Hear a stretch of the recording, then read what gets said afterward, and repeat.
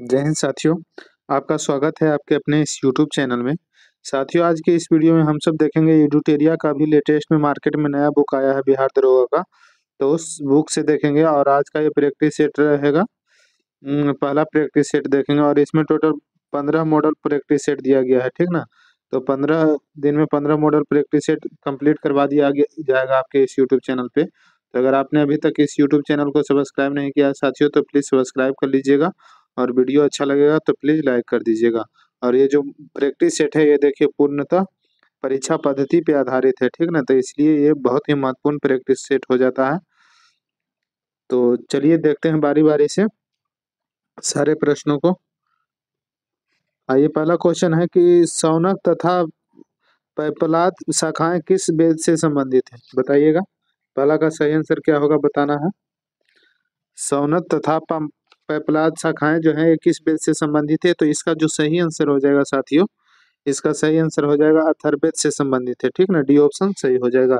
आगे बढ़ते हैं, अगला क्वेश्चन देखते हैं। संस्कृत साहित्य में ऐतिहासिक घटनाओं को क्रमबद्ध लिखने का प्रयास सर्वप्रथम निम्न में से किसके द्वारा किया गया था, तो ये प्रयास किया गया था कल्हण के द्वारा। बी ऑप्शन सही हो जाएगा, कल्हण। आगे देखते हैं, मनके बनाने वाले कारखानों का साथ सिंधु घाटी के किस स्थल से प्राप्त हुए हैं। मनका बनाने का जो कारखाना है वो सिंधु घाटी के किस स्थल से प्राप्त हुआ है ये पूछ रहा। तो इसका सही आंसर हो जाएगा, कहाँ से प्राप्त हुआ है, तो लोथल से। एक मिनट, लोथल से हुआ है। लोथल से और चंदहुदड़ो से, यानी कि ए और बी दोनों, यानी कि डी ऑप्शन इसका सही आंसर हो जाएगा। आगे बढ़ते हैं, बौद्ध मठ के परंपरा के अनुसार स्तूपों को कितने श्रेणियों में विभाजित किया गया था, तो इसका सही आंसर क्या होगा, तो 5 श्रेणियों में विभाजित किया गया था। सी ऑप्शन सही हो जाएगा, 5 श्रेणी में। स्वतंत्र बहमनी राज की स्थापना कब की गई थी। स्वतंत्र बहमनी राज की स्थापना किया गया था दोस्तों 1347 ईस्वी में। अगला क्वेश्चन है, महाराणा प्रताप के हाथी का नाम क्या था। महाराणा प्रताप का हाथी का नाम पूछ रहा है, बताइएगा। तो ये राम प्रसाद जो था महाराणा प्रताप के हाथी का नाम था, यानी कि सी ऑप्शन सही हो जाएगा। वह पूछेगा कि चेतक मतलब किसका नाम था, तो चेतक महाराणा प्रताप के घोड़े का नाम था, घोड़े का। आगे बढ़ते हैं, भैरवाल की संधि किस वर्ष हुई थी। भैरवाल की संधि 22 दिसंबर 1846 ईस्वी को हुई थी। वीडियो को लास्ट तक देखिएगा साथियों, क्योंकि सारे प्रश्न इसके बहुत ही महत्वपूर्ण हैं। और वीडियो अच्छा लगेगा तो प्लीज लाइक कर दीजिएगा। और अगर आपने अभी तक इस यूट्यूब चैनल को सब्सक्राइब नहीं किया है साथियों, तो सब्सक्राइब कर लीजिएगा। 1911 के दिल्ली दरबार की घोषणा निम्न में से घोषणा में क्या शामिल था। दिल्ली दरबार की घोषणा में क्या शामिल था, तो बंगाल विभाजन को रद्द करना शामिल था, बंगाली भाषी क्षेत्रों को मिलाकर प्रांत बनाना शामिल था, बिहार राज्य की स्थापना जिसमें उड़ीसा भी शामिल था। यानी कि तीनों बात सही है, तो इसका सही आंसर डी ऑप्शन हो जाएगा। आगे बढ़ते हैं कि सेवा समिति की स्थापना निम्न में से किसने किया था, तो ये हृदयनाथ कुंजरू ने किया था। निम्न में से कौन सा जोड़ा सही सुमेलित नहीं है। कौन सा जोड़ा सुमेलित नहीं है ये बताना है। तो चौसा का युद्ध 1539 ईस्वी में हुआ था, सही है। कोलाचेल का युद्ध 1741 ईस्वी में हुआ था, ये भी सही है। खुर्दा का युद्ध 1795 में हुआ था, ये भी सही है। लेकिन रुहेल का युद्ध 1772 है, यही गलत है साथियों, ठीक ना। ये डी ऑप्शन पूछ रहा था, सुमेलित नहीं है। तो डी ऑप्शन इसका सही आंसर निकल जाएगा कि ये सुमेलित नहीं है। तो रुहेल का युद्ध कब हुआ था, तो 1773 से 1774 तक चला था। 1774 तक चला था, ठीक ना। आगे बढ़ते हैं, 11 11 नंबर क्वेश्चन देखते हैं साथियों। ऑपरेशन जीरो आवर के तहत भारत छोड़ो आंदोलन के दौरान कस्तूरबा गांधी को कैद करके किस जेल में रखा गया था। तो कस्तूरबा गांधी को आगा खां महल में रखा गया था, ठीक ना, आगा खां महल में। वह पूछता है कि बांकीपुर जेल में किनको रखा गया था, तो ये राजेंद्र प्रसाद को रखा गया था। तो 11 का सही आंसर बी ऑप्शन सही हो जाएगा। कंद विद्रोह का संबंध भारत के किस राज्य से है, तो इसका संबंध हो जाएगा उड़ीसा राज्य से। जो सही आंसर है वो सिर्फ बताते चलते हैं दोस्तों। शांति निकेतन को किस वर्ष यूनेस्को की विश्व धरोहर सूची में शामिल किया गया है, तो शांति निकेतन को 2023 में विश्व धरोहर की सूची में शामिल किया गया है। भारतीय शिल्प परिषद का मुख्यालय कहाँ स्थित है, तो ये चेन्नई में स्थित है। रिंग गार्ड एंड बैकबोर्ड नामक शब्द किस खेल से जुड़े हुए हैं, तो रिंग गार्ड और बैकबोर्ड नामक शब्द जो है ये जुड़े हुए हैं बास्केटबॉल से। ए ऑप्शन सही हो जाएगा। आगे देखते हैं, समेकित निर्देशित प्रक्षेपास्त्र विकास कार्यक्रम की नींव किस प्रधानमंत्री द्वारा रखा गया था? किस प्रधानमंत्री के द्वारा रखी गई थी बताइएगा। तो ये इंदिरा गांधी के द्वारा रखी गई थी दोस्तों, ये ऑप्शन सही हो जाएगा। एंडोक्राइनोलॉजी शाखा के जनक निम्न में से कौन है? एंडोक्राइनोलॉजी शाखा के जनक कौन है? तो ये हो जाएंगे थॉमस एडिसन, जो है क्रोनोलॉजी शाखा के जनक है। भारतीय अर्थव्यवस्था में विद्युत, गैस तथा जलपूर्ति किस क्षेत्र के अंतर्गत आते हैं? तो ये सब आते हैं द्वितीय क्षेत्र के अंतर्गत में। वैज्ञानिक आधार पर राष्ट्रीय आय की गणना BKR राव के द्वारा किस वर्ष किया गया था? वैज्ञानिक आधार पे पूछ रहा है, ठीक ना। ऐसे दादा भाई नौरोजी ने सर्वप्रथम राष्ट्रीय आय की गणना किया था, लेकिन यहाँ पे वैज्ञानिक आधार पर पूछ रहा है, तो इसका जो सही आंसर हो जाएगा वैज्ञानिक आधार पर राष्ट्रीय आय की गणना BK राव के द्वारा किस वर्ष किया गया था? तो ये 1931 में किया गया था, ठीक ना। तीसरा ऑप्शन सही हो जाएगा। 20 नंबर देखते हैं। भारत में विदेशी प्रत्यक्ष निवेश की सीमा किन क्षेत्रों में 100% नहीं है, 100% नहीं है? तो ये पेंशन में नहीं है, डी ऑप्शन सही हो जाएगा। 21 नंबर है कि विशेष आर्थिक क्षेत्र के उद्देश्यों में क्या शामिल नहीं है? तो विशेष आर्थिक क्षेत्र के उद्देश्यों में 500 करोड़ से अधिक आय वाली कंपनियों को शामिल करना ये शामिल नहीं है, ठीक ना, और बाकी सब शामिल है। 22 नंबर देखिएगा। किस समिति ने निर्धनता को पहचान हेतु कॉस्ट ऑफ लिविंग के आधार के रूप में स्वीकार किया गया था? किस समिति ने निर्धनता की पहचान हेतु कॉस्ट ऑफ लिविंग को आधार के रूप में स्वीकार किया था? तो स्वीकार किया गया था सुरेश तेंदुलकर समिति के द्वारा। 76वें गणतंत्र दिवस समारोह 2025 के मुख्य अतिथि के रूप में कौन शामिल हुए हैं? तो हुए हैं प्रबोवो सुबियांटो, यानी कि ये कहाँ के, इंडोनेशिया के थे, ठीक ना। चलिए आगे बढ़ते हैं दोस्तों। 33वें ग्रीष्मकालीन ओलंपिक खेल 2024 में भारत को कुल कितने पदक प्राप्त हुए हैं? तो टोटल 6 पदक प्राप्त हुए हैं, बी ऑप्शन सही है। केंद्रीय बजट 2024-25 के अनुसार राजस्व घाटा कुल GDP का कितना प्रतिशत है? तो यह है 1.8%, डी ऑप्शन सही हो जाएगा। केंद्रीय बजट 24-25 में मनरेगा है तो कितना बजट आवंटित किया गया है? तो ये 86,000 करोड़ आवंटित किया गया है, 86,000 करोड़। हाल ही में हुए विधानसभा चुनाव में मोहन चरण मांझी किस राज्य के मुख्यमंत्री नियुक्त किए हुए हैं? तो मोहन चरण मांझी उड़ीसा के मुख्यमंत्री हैं दोस्तों। 24वें SCO शिखर सम्मेलन का आयोजन कहाँ किया गया है? तो ये शिखर सम्मेलन का आयोजन कजाकिस्तान में किया गया है। निम्न में से रुद्रम फर्स्ट क्या है? तो रुद्रम प्रथम जो है ये क्या है पूछ रहा है, तो ये है मिसाइल है। विश्व प्रेस स्वतंत्रता सूचकांक 2024 में भारत का स्थान क्या है? तो भारत का स्थान 159वां है। प्रेस स्वतंत्रता सूचकांक में भारत का स्थान 159वां है। 2024 में कुल कितने व्यक्तियों को भारत रत्न दिया गया है? 2024 में पूछ रहा, तो ये टोटल 5 व्यक्तियों को दिया गया है। वर्ष 2025 में कितने व्यक्तियों को पद्म पुरस्कार दिए जाने की घोषणा केंद्र सरकार द्वारा की गई है? तो ये टोटल 139 व्यक्तियों की पुरस्कार देने की घोषणा किया गया है। भारत सरकार द्वारा किस तिथि को संविधान हत्या दिवस मनाए जाने की घोषणा की गई है? भारत सरकार के द्वारा किस तिथि को संविधान हत्या दिवस मनाए जाने की घोषणा की गई है? तो ये 25 जून को संविधान हत्या दिवस के रूप में मनाए जाने की घोषणा किया गया है। होपेक्स सैन्य अभ्यास किन दो देशों के मध्य आयोजित किया गया है? होपेक्स सैन्य अभ्यास जो है किन दो देशों के मध्य आयोजित किया गया है? 34 नंबर, तो हो जाएगा भारत और मिस्र के मध्य में। 34वां ब्याज सम्मान 2024 किसे प्रदान किया गया है? तो ये सूर्यबाला को प्रदान किया गया है, बी ऑप्शन सही हो जाएगा। B part of the plan theme के साथ कौन सा दिवस हाल ही में मनाया गया है? तो ये विश्व जैव विविधता दिवस मनाया गया है। हाल ही में किस राज्य में अंबानी व्हाइट मार्बल को GI टैग दिया गया है? अंबाजी, ठीक ना। अंबाजी व्हाइट मार्बल को GI टैग दिया गया है, ये किस राज्य का है? तो ये गुजरात का। 38 नंबर क्वेश्चन देखते हैं। 18वीं वन रिपोर्ट 2023 के अनुसार वन रिपोर्ट 2021 की तुलना में 2023 में वन और वृक्ष आवरण में कितने वर्ग किलोमीटर की वृद्धि दर्ज हुई है? तो हुआ है 1445 किलोमीटर वर्ग किलोमीटर की वृद्धि। हाल ही में रामसर सूची में शामिल किया गया नंजरायन पक्षी अभयारण्य का संबंध किस राज्य से है? तो तमिलनाडु से इसका संबंध है नंजरायन पक्षी अभयारण्य का। भारत सरकार ने कब तक चंद्रयान भारत सरकार ने कब तक चंद्रयान 4 को प्रक्षेपित करने का लक्ष्य रखा गया है?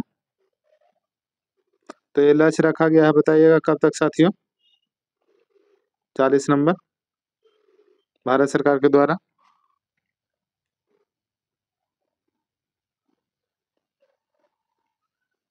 इससे पहले कौन सा क्वेश्चन देखते हैं? रामसर सूची में शामिल किया गया नंजरायन पक्षी अभयारण्य का संबंध किस राज्य से है? तो इसका संबंध किससे था? तो तमिलनाडु से। भारत सरकार ने कब तक चंद्रयान 4 का प्रक्षेपित करने का लक्ष्य रखा है? तो इसका लक्ष्य रखा गया है 2028 तक। 2028 तक सी ऑप्शन सही हो जाएगा। आगे देखते हैं 96वां ऑस्कर अवार्ड 2024 किस फिल्म को सर्वश्रेष्ठ फिल्म का अवार्ड दिया गया है? 96वां ऑस्कर अवार्ड 2024 में तो ये दिया गया है ओपेनहाइमर को। ओपेनहाइमर ये ऑप्शन सही हो जाएगा। किस राज्य द्वारा विधवा पुनर्विवाह प्रोत्साहन योजना शुरुआत किया गया है? विधवा पुनर्विवाह योजना का प्रोत्साहन किया गया है 42 नंबर का, ये झारखंड में। डी ऑप्शन सही हो जाएगा। डी ऑप्शन सही हो जाएगा। आगे बढ़ते हैं साथियों। सार्थक खंड वाले शब्द निम्न में से क्या कहलाते हैं? तो ये कहलाते हैं यौगिक। इत्यादि का सही संधि विच्छेद क्या होगा? तो इति जोड़ आदि इत्यादि। बी ऑप्शन सही हो जाएगा। पाप पुण्य में कौन सा समास है? तो पाप पुण्य द्वंद्व समास है, जिसमें हाइफन इस तरह से लग रहे हैं ना, लोटा डोरी पाप पुण्य पूजा पाठ ऐसे, तो वो द्वंद्व समास हो जाएगा। ये ऑप्शन सही हो जाएगा 45 का। 46 नंबर हथेली पर सरसों नहीं जमती मुहावरे का सही अर्थ क्या है? तो इसका सही अर्थ हो जाएगा काम के लिए समय चाहिए। काम के लिए समय चाहिए। निम्न में से कौन सा वाक्य शुद्ध है? तो ये आपके एक एक वाक्य तुले हुए हैं, ये वाक्य शुद्ध है। सी ऑप्शन सही हो जाएगा। Fill in the blanks. You are really desirous visiting to Japan. 48 का कौन सा सही हो जाएगा? 48 का are you really desirous visiting of Japan हो जाएगा, ठीक ना, ऑफ जापान हो जाएगा। 49 नंबर है choose the correct English translation that given sentence in Hindi. तो 49 का भी ऑप्शन सही हो जाएगा दोस्तों। ज्योग्राफी भूगोल सीखना कठिन है, इसका इंग्लिश ट्रांसलेशन पूछ रहा है, तो geography is difficult to learn. B option सही हो जाएगा। Choose the opposite word for the given question.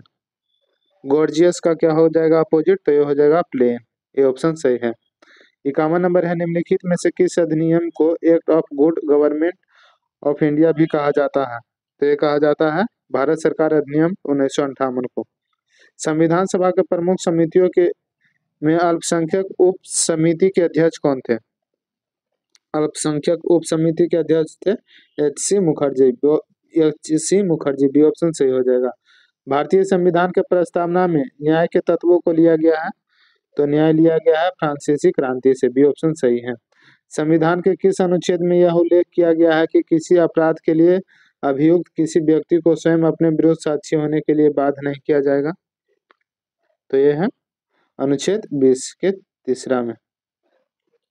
चलिए आगे देखते हैं साथियों। 55 नंबर है कि भारत में न्यायपालिका का कार्यपालिका से पृथक्करण का उल्लेख वर्णित है। तो ये वर्णित है राज्य के नीति निदेशक तत्व में, डीपीएसपी में। भारत की संसद के संबंध में निम्नलिखित में से कौन सा कथन सही नहीं है? तो इसका सही नहीं है कौन सा कथन हो जाएगा? मंत्रिमंडल को लोकप्रिय सदन में बहुमत का विश्वास प्राप्त रहना चाहिए, सही है। संसद का सर्वप्रथम लोकप्रिय सदन लोकसभा को कहते हैं दोस्तों। संसद का सर्वप्रथम कार्य मंत्रिमंडल का प्रावधान करता है, ये भी सही है। संविधान में एक संसदीय प्रणाली की सरकार का प्रावधान, ये भी सही है। मंत्रिमंडल का सदस्यता निम्न सदन तक ही सीमित है, ये गलत है। मंत्रिमंडल के जो सदस्य हैं निम्न सदन और उच्च सदन दोनों से हो सकते हैं, तो डी ऑप्शन 56 का सही हो जाएगा। गलत पूछ रहा था तो गलत हो जाएगा। भारतीय संसद का सचिवालय के संबंध में कौन सा कथन सत्य है? तो ये सरकार से स्वतंत्र है सचिवालय, ये कथन सही है। सुमेलित करने के लिए कह रहा है, ठीक ना, 58 का। देखते हैं इसका सारे। अब बताइएगा 58 का सही आंसर कौन सा हो जाएगा, सही मेल करिएगा। तो इसका लोक लेखा समिति का वित्तीय समिति हो जाएगा, ठीक ना, पहला का एक। और फिर यह विभागीय समिति का हो जाएगा स्टैंडिंग समिति, चौथा हो जाएगा।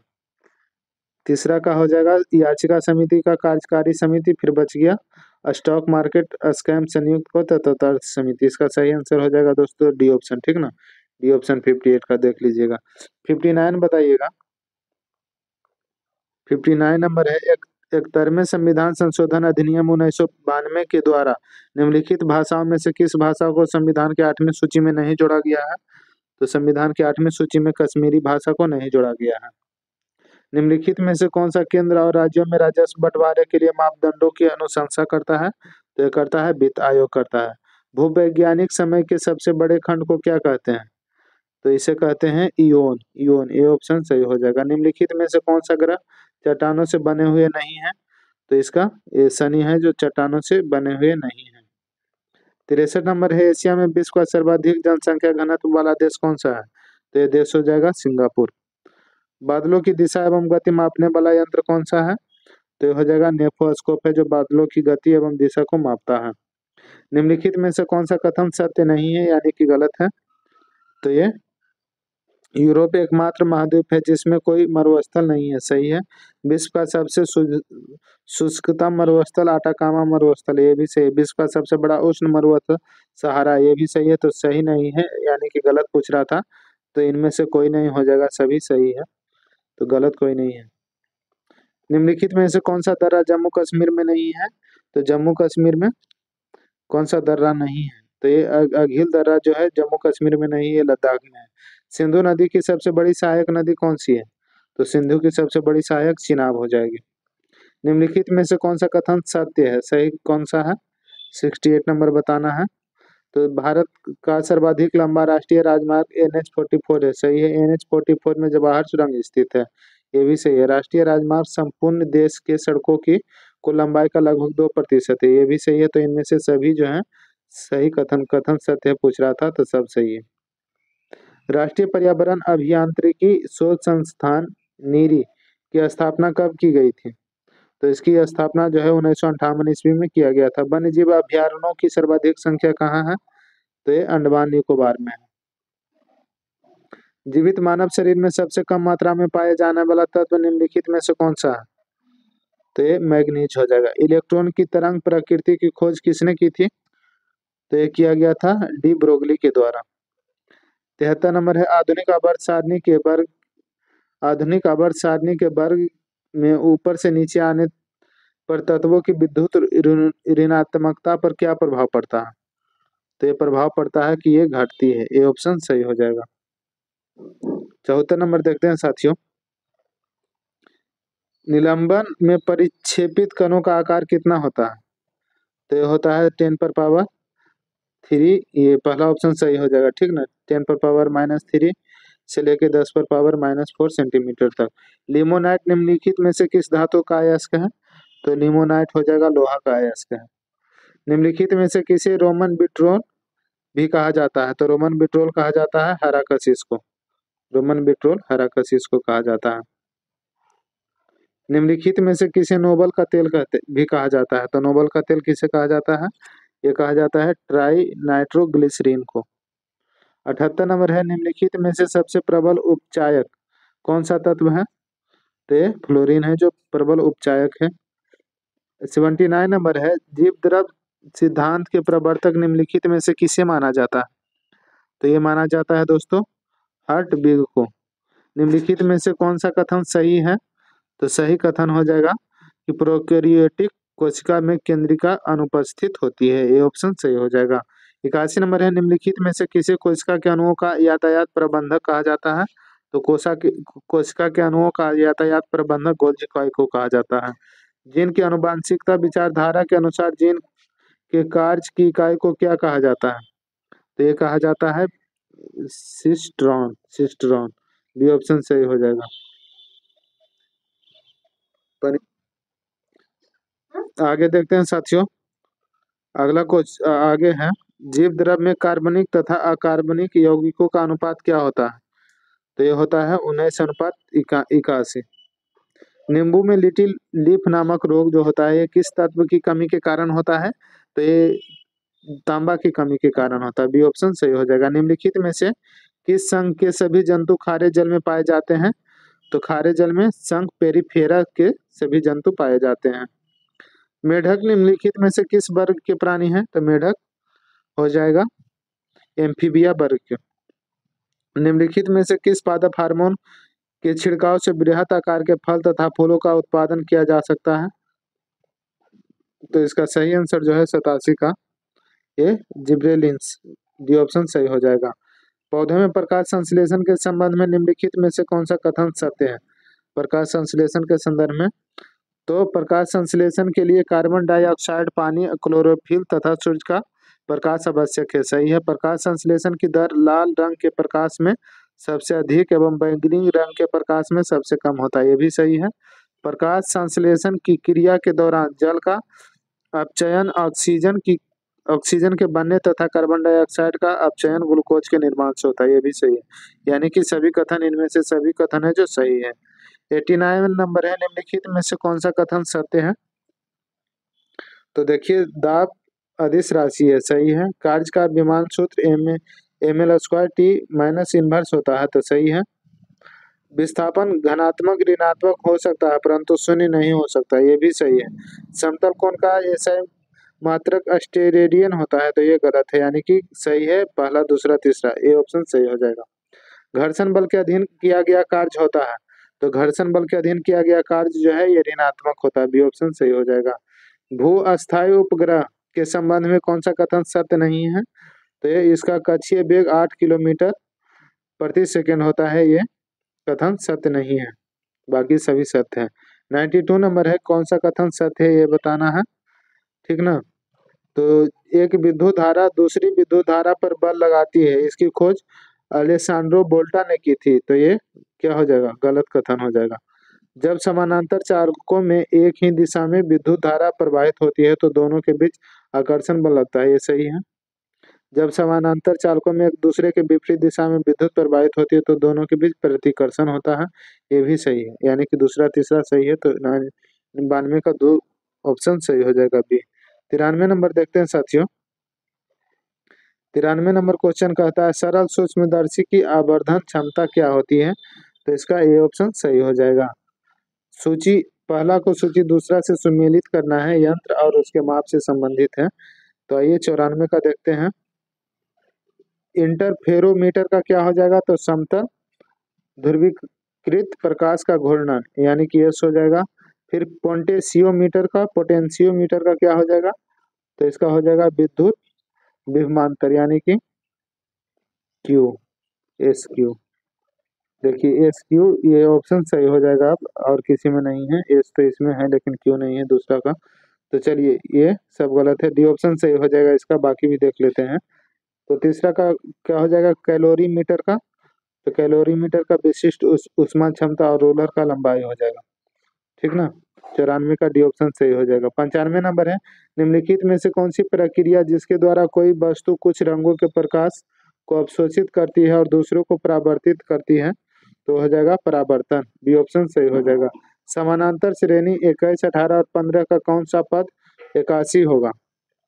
तो 96 का सही आंसर हो जाएगा। 35वां पद है जो 81 होगा।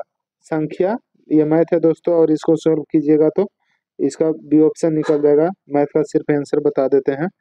और 98 का जो सही आंसर निकलेगा, 98 का ये 62 किलोग्राम हो जाएगा। और 99 का वीडियो स्टॉप करके सॉल्व कर लीजिएगा।